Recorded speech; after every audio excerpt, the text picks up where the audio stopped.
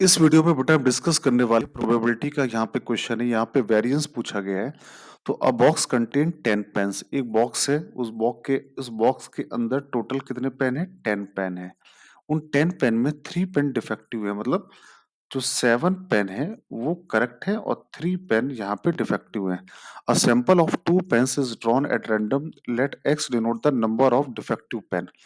ठीक है, तो आपने अगर 2 पेन निकाले हैं तो पक्की बात है कि 2 पेन निकालने पे हो सकता है कि x की वैल्यू 0 हो, मतलब एक भी पेन डिफेक्टिव ना हो सकता है कि एक पेन डिफेक्टिव हो सकता है कि 2 पेन डिफेक्टिव लॉजिक समझ में आया? हो सकता है कि 0 पेन डिफेक्टिव निकला हो सकता है एक पेन डिफेक्टिव निकला हो और हो सकता है कि दोनों पेन यहाँ पर आपके डिफेक्टिव निकल के आ गए हों। तो बेटा प्रोबेबिलिटी के इस क्वेश्चन में अगर इस वीडियो ने आपकी प्रोबेबिलिटी के डाउट को अगर ये क्लियर कर दे, एकदम 0 से 1 तक क्लियर कर दे, तो उसको लाइक जरूर करना सर्टेन है। और अगर आप चाहते हैं कि मैथ्स का हर एक टॉपिक प्रोबेबिलिटी हाई रखे और आपको समझ जाए, तो उस चैनल को सब्सक्राइब जरूर कर लीजिएगा। इस क्वेश्चन की तरफ हम लोग फिर वापस आते हैं। अब अगर रैंडम वेरिएबल x की वैल्यू 0 है, मतलब कि एक भी डिफेक्टिव पेन नहीं निकला है, तो अगर एक भी डिफेक्टिव पेन नहीं निकला है बेटा, तो x की वे तो सारे जो आपने 2 पेन निकाले हैं, दोनों पेन कहाँ से आएंगे? दोनों पेन जो पेन नॉन डिफेक्टिव थे वहां से निकल के आएंगे। तो ऑब्वियस सी बात है कि जब दोनों पेन वहां से निकल के आएंगे तो प्रोबेब तो उसका फेवरेबल केस क्या होगा? 7c2। और टोटल कितने पेन थे? 10c2। ये लाइन समझ में आई सबको? जब 0 डिफेक्टिव है तो जो 2 पेन है वो कहाँ से निकल के आएंगे? 7 से आएंगे। ये हुआ आपका फेवरेबल और टोटल होगा 10c2। अगर एक पेन डिफेक्टिव निकल आया तो इसका मतलब वो एक पेन कहाँ से आया होगा? 3 से आया होगा, इसी 3 से। और दूसरा पेन जो आया होगा वो 7 से आया होगा, 7c1 डिवाइड बाई 10c2। अगर दोनों पेन अगर डिफेक्टिव निकल आए तो दोनों पेन कहाँ से आए होंगे? 3c2 से। और आपका टोटल प्रोबेबिलिटी हो गई यहाँ पे 10c2। अब वेरिएंस का फॉर्मूला क्या होता है? अगर हम वेरिएंस के फॉर्मूला जो आपको एनसीईआरटी में गिवन है, अगर हम वेरिएंस के फॉर्मूले में आए तो वेरिएंस का फॉर्मूला होता है sigma x square P i minus sigma P I x i का होल स्क्वायर। ये वेरिएंस का फॉर्मूला होता है। तो अब इसको समीशन करना है सिग्मा एक्स स्क्वायर, या सिग्मा यहाँ पे हटा देते हैं, ऐसे लिखते हैं, इसको नीचे ले आते हैं। हाँ, अब एक्स स्क्वायर, तो ये एक्स स्क्वायर तो हो गया 0 इंटू पी आई तो कुछ भी हो, कोई मतलब ही नहीं है फिर तो, ये तो 0 ही आ गया। अब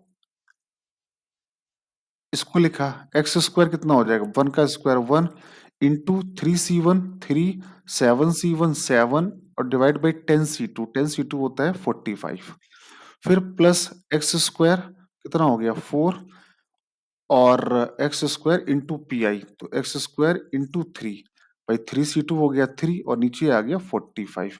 ये आपका sigma x square P I आ गया minus sigma P I x I.